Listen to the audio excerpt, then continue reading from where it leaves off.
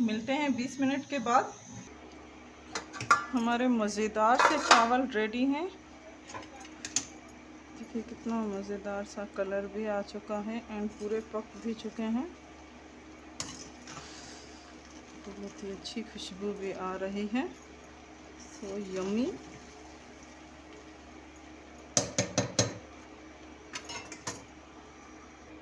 इसी तरह आप भी बना सकते हैं यम्मी सिंधी पुलाव। ये देखिए कितना मज़ेदार सा है। तो हमें दीजिए इजाज़त। अल्लाह हाफिज़। हमारे चैनल को लाइक करना मत भूलिएगा। लाइक करें, शेयर करें एंड सब्सक्राइब करें। Thank you.